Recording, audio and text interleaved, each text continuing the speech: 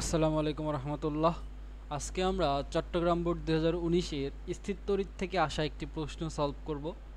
এই প্রশ্নটাই চারটা প্রশ্ন ক খ গ ঘ আছে। আমাদের মেইন উদ্দেশ্য হচ্ছে গ এবং ঘ নম্বর প্রশ্নটা আমরা কিভাবে প্রসিড করতে পারি, সলভ করতে পারি সেটা দেখা। কিন্তু আমরা সাথে সাথে ক এবং খ নম্বর প্রশ্নটা নিয়েও একটু কথাবার্তা বলবো। তো বেশি কথা না বলে আমরা আসো আজকের ক্লাসটা আমরা শুরু করে ফেলি। চলো শুরু করি। সোহানুর রহমান, তোমার কি এই স্থির তরিতে আগে করা আছে?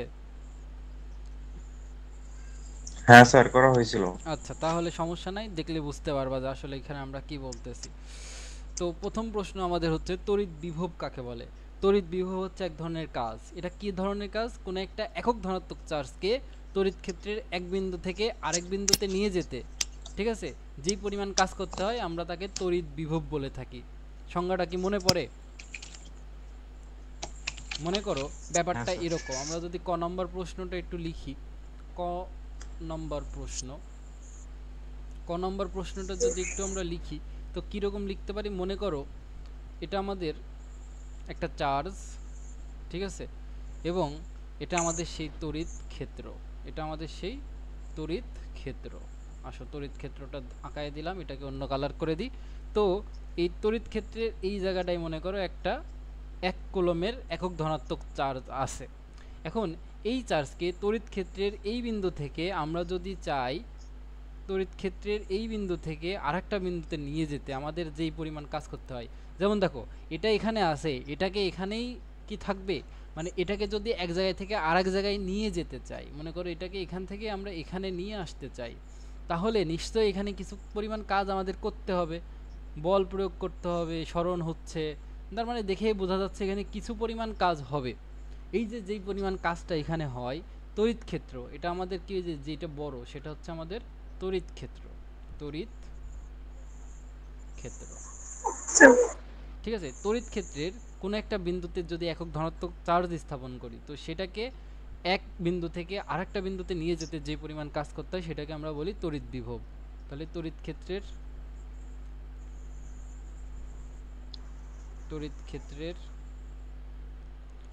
একটা এক বিন্দু থেকে, এক বিন্দু থেকে একক ধনাত্মক, এখানে আমরা একক ধনাত্মক আধানই কেন ব্যবহার করতেছি এটা আমরা পরে বুঝবো, সমস্যা নাই, যখন এই অধ্যায়টা বিস্তারিত পড়ব। একক ধনাত্মক আধানকে এক বিন্দু থেকে, একক ধনাত্মক আধানকে অন্য বিন্দুতে নিয়ে যেতে, অন্য বিন্দুতে নিয়ে যেতে যে পরিমাণ কাজ করতে হয়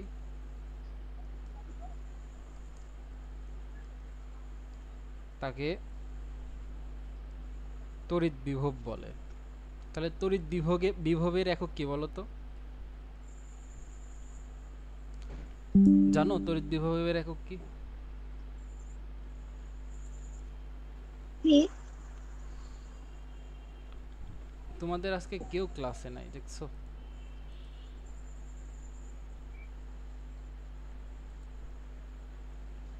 আচ্ছা, তো এটা আমাদের ক নম্বর প্রশ্ন গেল। পরীক্ষায় যদি আসে এটা লিখতে পারো, অথবা দেখবা বই আর একটু মেকআপ করে সুন্দরভাবে লেখা আছে ওটা লিখে দিও, তাহলেই হয়ে যাবে।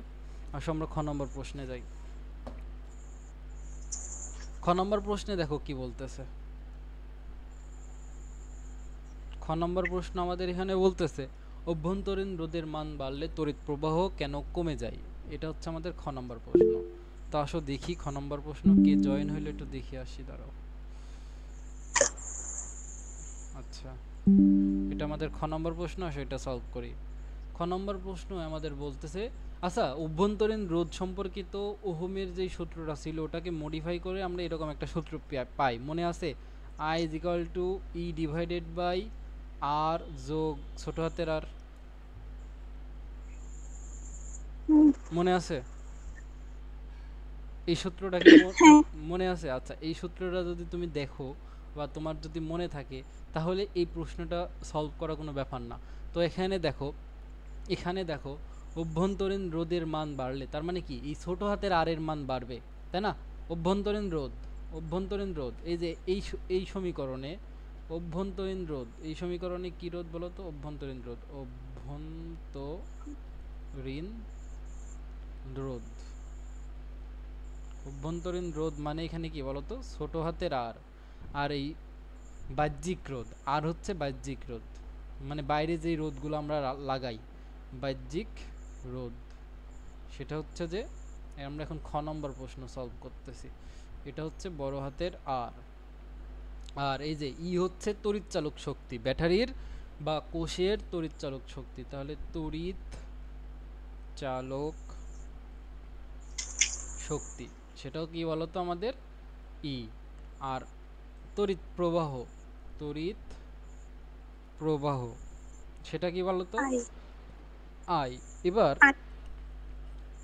আর এর মান বাড়ালে কি হবে বলতো? আর এর মান বাড়াইলে এই আর যোগ বড় হাতের আর যোগ ছোট হাতের আর, এটার মান বাড়বে, তাই না? আর এর মান যদি বাড়াই তাহলে বড় হাত মানে দেখো, নর্মালি নিচে যদি মনে করো আর এর মান আমাদের আছে 2 আর ছোট হাতের আর এর মান আছে 1। এবার আর এর মান যদি বৃদ্ধি করি, মানে নিচে 2, বড় হাতের আর এর জায়গায় 2 থাকবে, কিন্তু ছোট হাতের আর এর মান হবে 2। তাহলে কি আর এর মান বাড়ানো, ছোট হাতের আর এর মান বাড়ানো মানে কি? বড় হাতের আর যোগ ছোট হাতের আর, এটার মান বৃদ্ধি পাবে। এখানে দেখো দুইটার যোগফল হচ্ছে 3, এখানে দুইটার যোগফল 4। তার মানে কি ওই ছোট হাতের আর এর মান বাড়ানো মানে বড় হাতের আর যোগ ছোট হাতের আর, এটার মান বৃদ্ধি পাওয়া। বুঝছো? আচ্ছা, এটার মান যদি বাড়ে, তুমি দেখো তো, বলো তো 2 যোগ 2/3 আর 2/4, এর ভিতরে কোন সংখ্যাটা বড়? এর ভিতরে এই সংখ্যাটা বড় হয়। মানে আমরা যদি হরকে যত বড় করব সেই মানটা তত শূন্যের কাছাকাছি যাবে। হরকে যত বড় করব সেই মানটা তত শূন্যের কাছাকাছি যাবে। দাঁড়াও,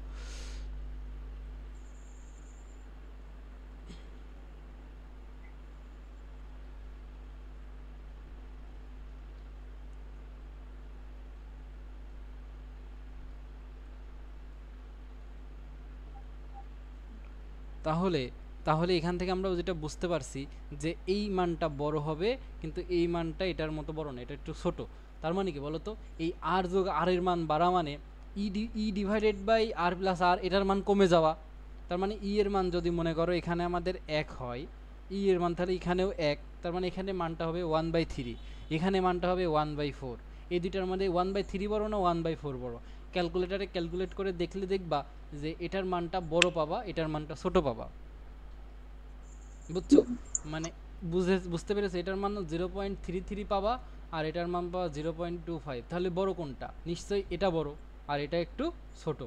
তাহলে দেখো আর এর মান বাড়ানো মানে কি? টোটাল আয়ের মানটাই তো কমে গেল। আর এর মান দেখো এখানে 1 ছিল, এখানে আয়ের মানটা আমরা পেলাম 0.33। মানে আমরা এটা ধরে নেওয়া ক্যালকুলেশন, অ্যাজাম্পশন টাইপের। আর এর মান যখন 2 নিয়েছি তখন কমে এটা হয়ে গেছে 0.25। তাহলে আর এর মান, ছোট হাতের আর এর মান বাড়ালে বড় হাতের আয়ের মানটা কমে যায়। এটা কি ক্লিয়ার? বুঝতে পেরেছো? এখন পরীক্ষায় কিভাবে লিখবা? যেহেতু যেহেতু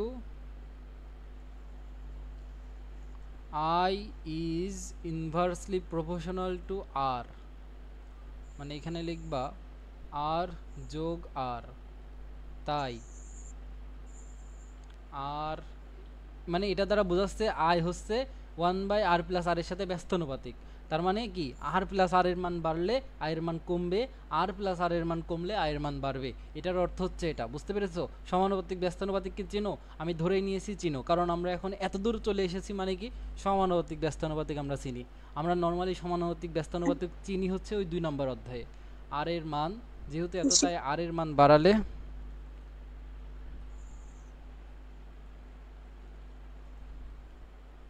কি হয় বলো তো? আয়ের মান কমে। পরীক্ষা গাইডে দেখবা একটু সুন্দর ব্যাখ্যা দেওয়া আছে, ওটা লিখে দিবা। আচ্ছা, এক সেকেন্ড দাঁড়াও, তুমি কাজ করো, লিঙ্কটা তুমি কোনো একটা নোটে কপি করো অথবা হোয়াটসঅ্যাপে কাউকে কপি করে দিয়ে ওখান থেকে ঢুকো, তাহলে ঢুকে দেখতে পারবা, সমস্যা হবে না।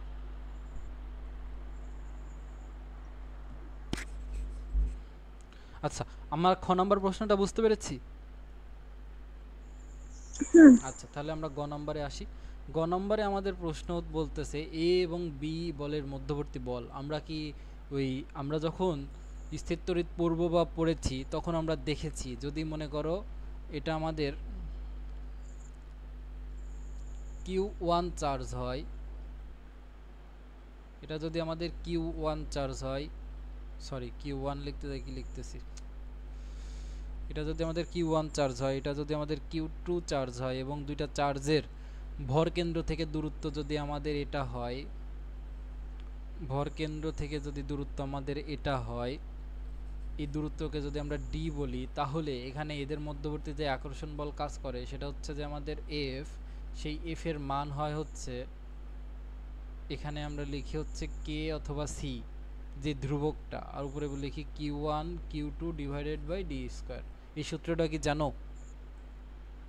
হ্যাঁ জানি। আচ্ছা, তাহলে এখানে আমরা এই সূত্রটাই প্রয়োগ করব। ওই দাঁড়াও, একজন ক্লাসে ঢুকতে পারছে না, তাকে একটু বলে দিই। Wait a minute.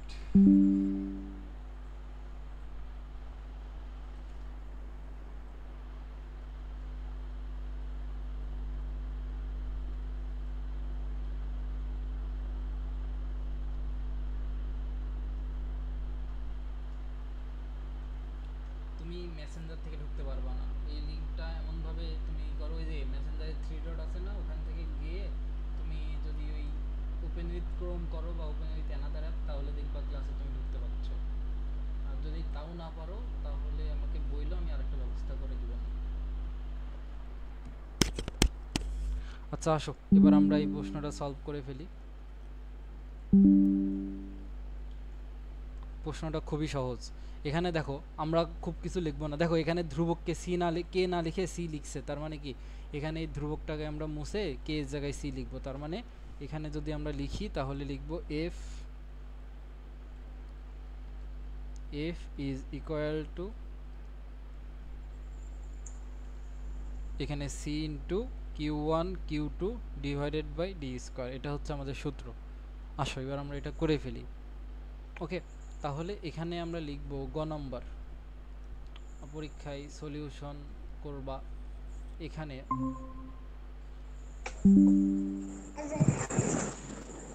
এখানে আচ্ছা ঠিক আছে সব।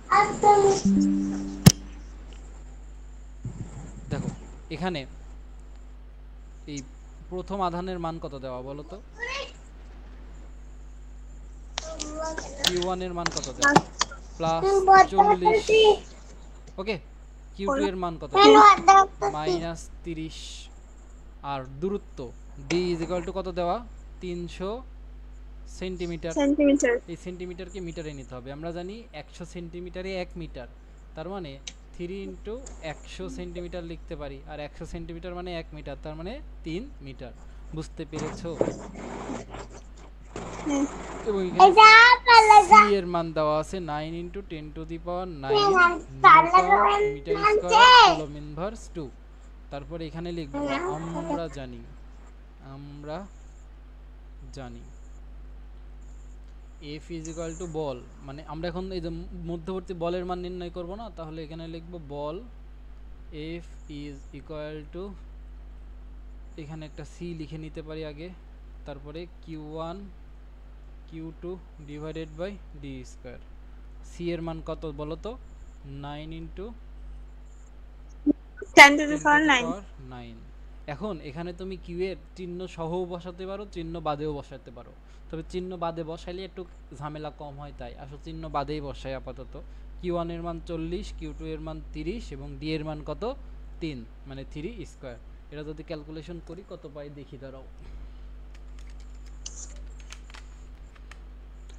এখানে 9 into 10 to the power 9 into divided by 40 into 30, আর এখানে 9, তাহলে আসে হচ্ছে আমাদের, এটা যদি ক্যালকুলেশন করে ফেলি 1.2 into 10 to the power -1 into 10 to the power 12। 12, হ্যাঁ 10 টু দি পাওয়ার 12, আচ্ছা মাইনাস নাই, দাঁড়াও 12। আচ্ছা এখানে যদি চিহ্ন সহ বসাইতাম, এখানে পজিটিভ হতো আর এখানে নেগেটিভ হতো, তাহলে এখানে একটা নেগেটিভ আসতো। এই সামনের নেগেটিভ দ্বারা বোঝাই এটা হলো আকর্ষণধর্মী বল। সামনের নেগেটিভ দ্বারা কি বোঝায় বলো তো? এটা হচ্ছে আকর্ষণ ধর্মী বল। যদি সামনে নেগেটিভ না আসতো, পজিটিভ হতো, তাহলে এটা হতো বিকর্ষণ ধর্মী বল। আকর্ষণ ধর্মী বলের ক্ষেত্রে সামনে সবসময় নেগেটিভ পাওয়া যায়, তার মানে এই চিহ্ন দ্বারা বোঝায় এই বলটা হচ্ছে আকর্ষণ ধর্মী, আর এটা হচ্ছে সেই বলের মান। আর বলের একক কি বলতো? নিউটন, সেজন্য এখানে নিউটন বসে গেছে। তাহলে এই গ নম্বর প্রশ্নটা বোঝা গেছে? গ নম্বর প্রশ্নটা সহজ ছিল। সোহানুর রহমান, বোঝা গেছে গ নম্বর প্রশ্নটা?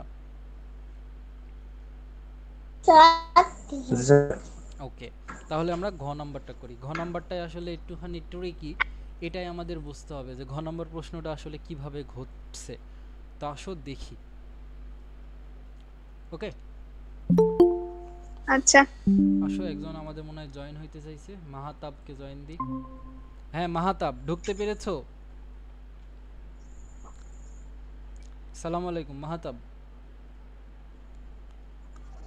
আসসালামু আলাইকুম স্যার। ওয়ালাইকুম আসসালাম। হ্যাঁ স্যার। আচ্ছা, সমস্যা নাই, যেভাবে ঢুকলা এরপর থেকে ওইভাবেই জয়েন হইও। তো চলো আমরা আজকে সিকিউ সলভ করতেছি, বুঝছো? ও, কিছু সিকিউ সলভ করব, আর কালকে থেকে আমাদের আবার রেগুলার ক্লাস শুরু হবে। এটা আমাদের একটা স্পেশাল ক্লাস, ওই কিছু আমার স্টুডেন্টের পরীক্ষা চলতেছে তাদের জন্য। তো চলো আমরা আমাদের ক্লাসে ব্যাক করি। এখন আমরা ঘ নাম্বার প্রশ্নটা সলভ করব। আর এর আগে 3টা প্রশ্ন সলভ করাইছি, এটা তুমি রেকর্ডেড দেখে নিতে পারবা, সমস্যা নাই। আচ্ছা, ঘ নাম্বার প্রশ্ন বলতেছে এ ও বি এর সংযোজক রেখা বরাবর কোথায় তড়িৎ প্রাবল্য সমান হবে। এখন এ ও বি বলতে কি বোঝাচ্ছে আসো আমি তোমাকে দেখাই। তাহলে প্রথম কাজ আমাদের এখানে একটা, এটা হচ্ছে আমাদের এ, তারপরে আমাদের নিতে হবে বি, এটা হচ্ছে আমাদের বি, ঠিক আছে? এবার এটা সংযোজক রেখা, মানে এর মনে একটা রেখা মনে করো চলে যাবে, এটা হচ্ছে আমাদের সেই সংযোজক রেখা। এটাকে আমরা এই কালার দিয়ে দিলাম। এখন বলতেছে এই দুইটার মধ্যে কোথায় তড়িৎ প্রাবল্যের মান সমান হবে। তড়িৎ প্রাবল্য কি তোমরা কি চেনো? স্যার আপনি বলেন না। আচ্ছা, তড়িৎ প্রাবল্য যদি না চেনো আমি তোমাকে বলি। মনে করো এটা আমাদের একটা আধান, এই আধানের আশেপাশে একটা একক ধনাত্মক আধানকে স্থাপন করলে এটা এই এই একক ধনাত্মক আধানকে কি বলে আকর্ষণ বা বিকর্ষণ করবে, এটাই হচ্ছে তড়িৎ প্রাবল্য। তেমনি এই এ আধানের আশেপাশে যদি আমরা একটা একক ধনাত্মক আধানকে বসাই, তাহলে এটাকে সে কি বলে আকর্ষণ বা বিকর্ষণ করবে, এই এ আধানটা, সেটাকে আমরা বলি তড়িৎ প্রাবল্য। তো সেটা সেই অনুযায়ী যদি দেখি, তড়িৎ প্রাবল্যের সূত্র আমরা এটা পাই। এটা সূত্র কিভাবে পাই এটা আমরা সেই মেইন অধ্যায়ে দেখব। তবে তড়িৎ প্রাবল্যকে আমরা ই দ্বারা প্রকাশ করি, এবং এটা সূত্র হচ্ছে যে C into Q by D square. সূত্রটা কি মনে থাকবে? মানে এখানে কিউ বলতে কোন চার্জটা, ওই যেই আধানের আশেপাশে একক ধনাত্মক আধানকে বসাইছি সেই আধানটা দ্বারা কিউকে বোঝাচ্ছে। আচ্ছা, বুঝতে পেরেছো এটা? এই সূত্রটা কিভাবে আসে আমরা এটা শিখবো কখন, যখন এই অধ্যায় আমরা পড়ব তখন, ঠিক আছে? জি। আচ্ছা, এবার দেখো আমরা যদি এখন এখানে একটা একক ধন, আমরা দেখো একক ধনাত্মক আধানকে কোথায় কোথায় বসাতে পারি, হয় বি এর বাইরে বসাতে পারি। আচ্ছা, জয়েন দিয়ে আসি, একজনকে আসছে, আব্দুল আজিজ।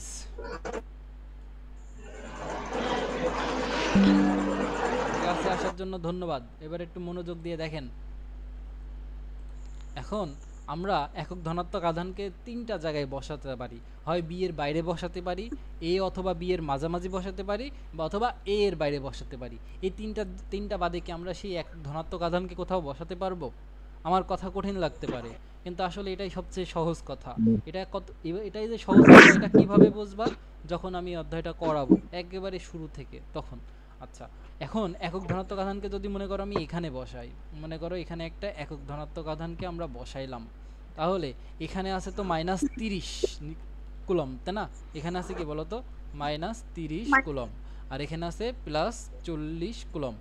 এখন দেখো এই প্লাস মাইনাস তার মানে কি এখানে আকর্ষণ ঘটবে। এই একক ধনাত্মক আধান আর বি এর মধ্যে কি ঘটবে বলতো? আকর্ষণ। আকর্ষণ ঘটবে। আর এই এ আবার এই একক ধনাত্মক আধানকে কি করবে বলতো? এই যে প্লাস প্লাস বিকর্ষণ করবে, বিকর্ষণ করবে। তার মানে কি? তার মানে এই জায়গাটায় ওই তড়িৎ প্রাবল্য সমান হওয়ার কোনো প্রশ্নই নাই। এ কে আকর্ষণ করতেছে, এ কে বিকর্ষণ করতেছে, হচ্ছে না, বুঝছো? তাহলে এবার যদি আমরা কি করি বলতো, এবার যদি এটাকে আমরা মাঝে বসাই, মাঝে বসালে কি হয় দেখো, যদি মাঝে একটা একক ধনাত্মক আধানকে বসাই, মাঝে বলতে বোঝাচ্ছি এ এবং বি এর মাঝে, এখানে যদি একটা একক ধনাত্মক আধানকে আমরা বসাই, তাহলে এই একক ধনাত্মক আধানকে এ হচ্ছে আকর্ষণ করবে আর এ হচ্ছে বিকর্ষণ করবে। দেখো এ এই যে 30 কুলম্ব নেগেটিভ আর 1 কুলম্ব এখানে পজিটিভ, তার মানে কি বলতো, এটা এটাকে আকর্ষণ করে এদিকে দিবে, আবার এটাকে বিকর্ষণ করে এদিকে ঠেলে দিবে, তার মানে পুরাটাই এদিকে চলে আসছে, হচ্ছে না। আচ্ছা, এবার যদি আমরা এখানে বসাই, বুঝছো, এবার যদি আমরা এখানে বসাই 1 কুলম্ব আধানকে, তাহলে কি হবে বলতো, এটাকে এদিক বলে বিকর্ষণ করবে, এটাকে এদিক বলে বিকর্ষণ করবে, ওফ কই গেল, এটাকে এদিক বলে বিকর্ষণ করবে, কিন্তু এটাকে আবার এদিক বলে টানবে। কি আসলো, দাঁড়াও দেখে আসি।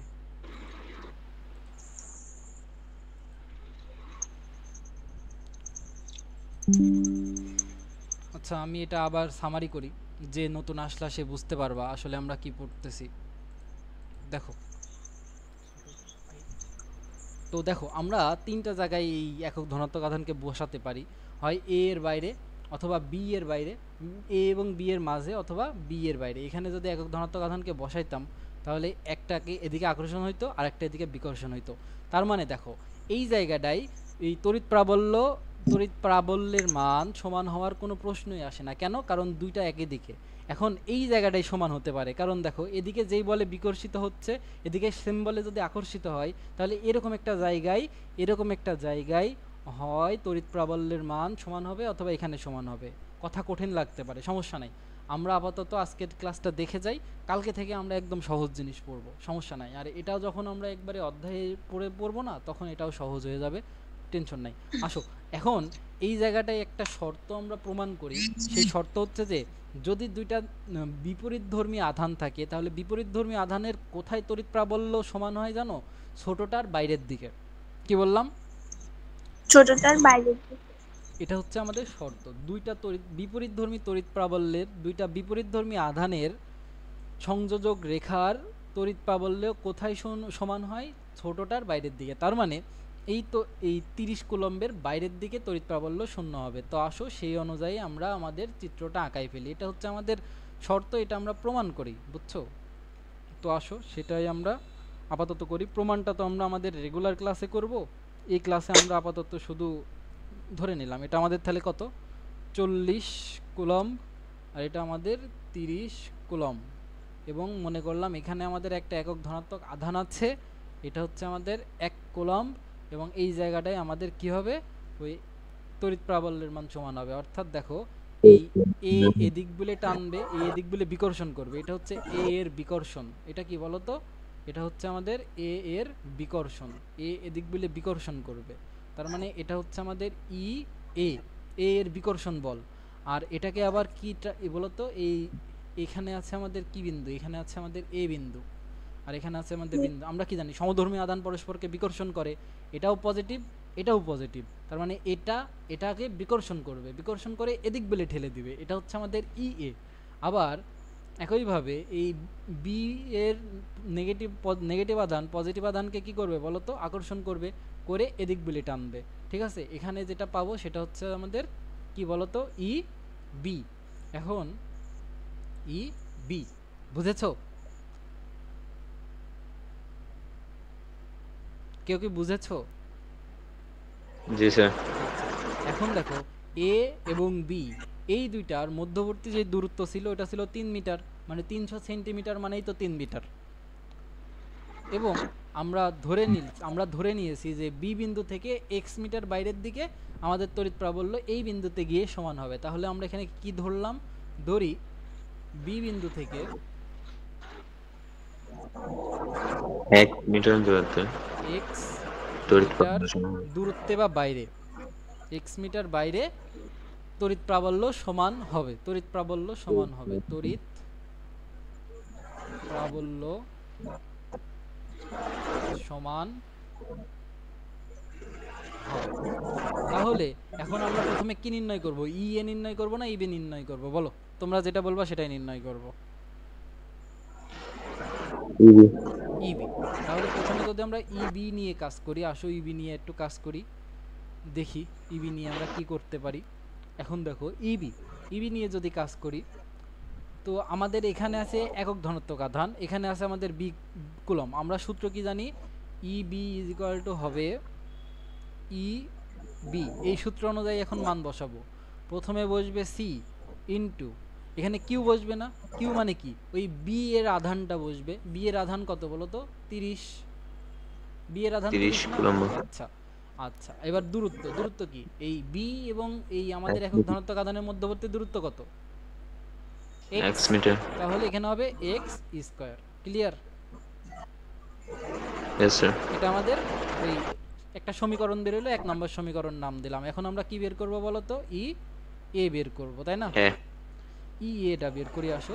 ই এ মানে কি বলো তো? এখানে আমরা ই এ লিখব, তারপরে সেই সূত্র অনুযায়ী বসাবো। ই এ মানে কি? এখানে সি বসবে ইনটু কিউ। কিউ মানে ওই আধানটা যে আধানটার আশেপাশে আমরা একক ধনাত্মক আধানকে রাখি।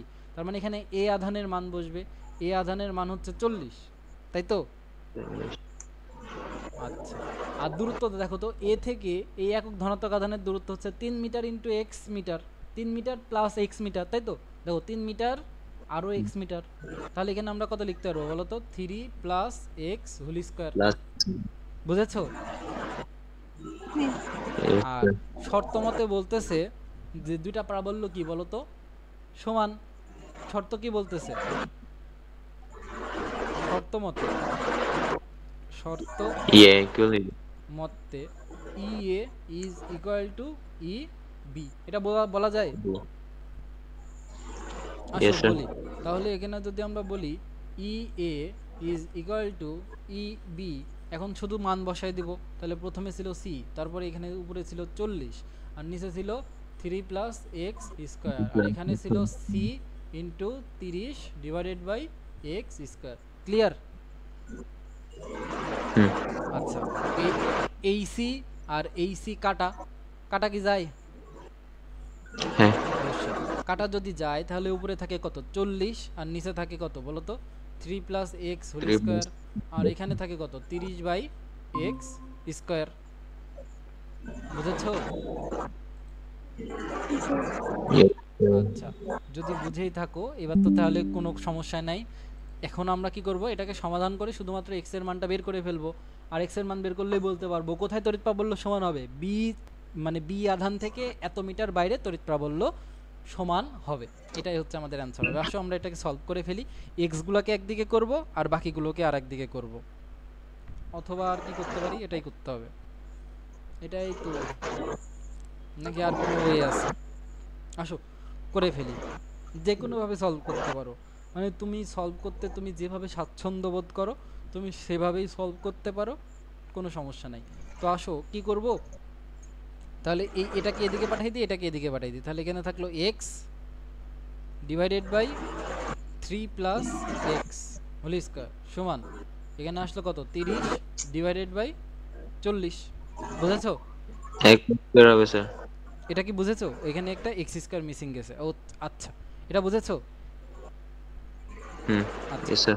তাহলে এবার আমরা কি করতে পারি? এই স্কয়ারটাকে কমন নিয়ে ফেলতে পারি। 3 প্লাস এক্স, এখানে ছিল হোল স্কয়ার হোল স্কয়ার। বুঝেছো? স্কয়ারটাকে কমন নিলাম, এখানে থাকলো 30 ডিভাইডেড বাই 40। দাঁড়াও, কে ঢুকলো তাকে একটু অ্যাডমিট দিয়ে দিই। ঢোকে নাই কেউ। আচ্ছা, এবার আমাদের কি করতে হবে? স্কয়ারটাকে ওইদিকে রুট করে দিই। X divided by 3 plus x, স্কয়ারটাকে রুট করে দিলে কত আসে বলো তো? 30 ডিভাইডেড বাই 40। ক্লিয়ার? বোর্ড দেখা যায়? দেখা যায়। আচ্ছা, তাহলে এখানে লিখবো 30 ডিভাইডেড বাই 40, এখানে আসে 0.866। আচ্ছা, এবার তাহলে আমরা এখানে যা পাইলাম আমরা সেটা এখানে লিখি, তারপরে আসো সলভ করি। এখানে আমরা কি পাইলাম? এখানে আমরা পাইলাম হচ্ছে x divided by 3 plus x সমান 0.866। এবার এটাকে ওইদিকে গুণ করে দাও, তাহলে থাকে কত? 3 এর সাথে যদি এটা গুণ দিই তাহলে 3 ইন্টু 0.866 থাকে প্লাস x লিখতে পারি 0.866 ইন্টু এক্স। গুণটা বুঝেছো কি গুণ করলাম? হ্যাঁ আচ্ছা তারপরে কি এক্স ওয়ালাগুলো একদিকে বাকিগুলো আরেকদিকে, তাহলে এক্স আর মাইনাস 0.866 এক্স সমান এটা এদিকে গুণ করে দিই একবারই। তাহলে যদি 3-এর সাথে এটা গুণ দিই তাহলে আসে হচ্ছে যে 2.598। আচ্ছা তারপরে এখান থেকে যদি এক্স কমন নিই তাহলে এখানে থাকে 1 মাইনাস 0.866 আর এখানে থাকে 2.598। আচ্ছা তাহলে এখান থেকে যদি 1 থেকে বিয়োগ দিই 1 মাইনাস 0.866 তাহলে এখানে আসে x ইন্টু 0.134 আর এখানে আসে 2.598। বুঝেছো? তাহলে x এর মান কত হবে? এদিকে এটা ভাগ হয়ে যাবে, তাহলে 2.598 আর এখানে 0.134। আসো ভাগ করে দিই। উপরে আছে কত? 2.598 আর নিচে হচ্ছে आंसर। এটা আসে হচ্ছে 19.388 এত মিটার। আচ্ছা আমার ক্যালকুলেশন ভুল হতে পারে তবে প্রসেস ঠিক আছে, এই প্রসেসে হবে। ক্যালকুলেশন একটু করতে ভুল হইতে পারে, এটা চেক দিও তোমরা, ঠিক আছে? তোমরা যা করবা তাই ঠিক। তাহলে এখানে আমরা কি বলবো যে আমরা ধরেছিলাম না বি বিন্দু থেকে x মিটার বাইরে তড়িৎ প্রাবল্য সমান হবে, আর x এর মান আমাদের কত এসেছে? 19.388। অতএব কি লিখবো আমরা বলো তো?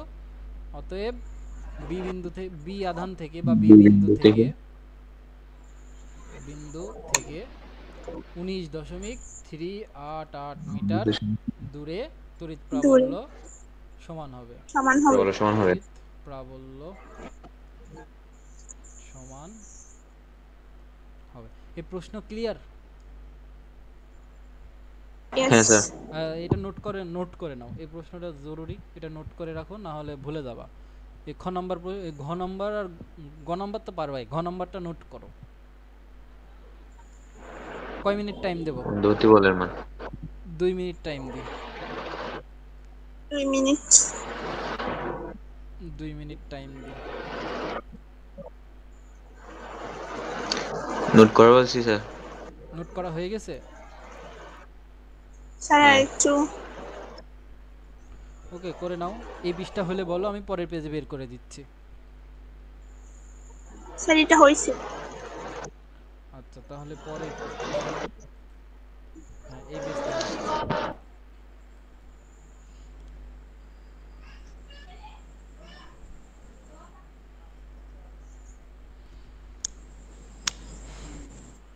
এই ম্যাথটা কি বোঝা গেছে? এই ম্যাথটা হলো একটা গুরুত্বপূর্ণ ম্যাথ।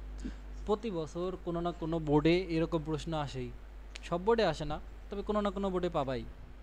কোথায় তড়িৎ প্রাবল্য সমান হবে, অথবা বলে তড়িৎ প্রাবল্যের লব্ধি শূন্য হবে, দুটো একই কথা। স্যার হইছে। আচ্ছা তাহলে আসো আমরা পরের ম্যাথে যাই। পরের ম্যাথে আমরা দেখি আমাদের এখানে কি আছে। এখানে একটা প্রথমে আমাদের সার্কিট দেওয়া আছে। সার্কিট দেওয়ার পরে ক নম্বর প্রশ্নে জিজ্ঞাসা করতেছে ওহমের সূত্রটি লিখো। এটা হলো ঢাকা বোর্ড 2019-এর প্রশ্ন, বুঝছো? আর তারপরে বলতেছে একটি বর্তনী চালু থাকলে বিভব পার্থক্যের তুলনায় তড়িৎচালক শক্তির মান সর্বদা বেশি থাকে কেন, সেটা ব্যাখ্যা করতে বলতেছে। তারপর বর্তনীর তুল্য রোধ বের করতে বলতেছে। তারপরের প্রশ্নে বলতেছে তড়িৎচালক শক্তি স্থির রেখে উল্লেখিত রোধগুলো দ্বারা গৃহে ব্যবহার উপযোগী বর্তনী অঙ্কন করে দুইটি বর্তনীর তড়িৎ প্রবাহ তুলনা করো। গৃহে ব্যবহার উপযোগী বর্তনী মানেই কিন্তু আমাদের সেই সমান্তরাল শ্রেণী সংযোগ, সমান্তরাল সংযোগ, তাই না? এটা কি জানো? না তাহলে তো সমস্যা। আসো আমরা আস্তে আস্তে হ্যাঁ দেখি। স্যার।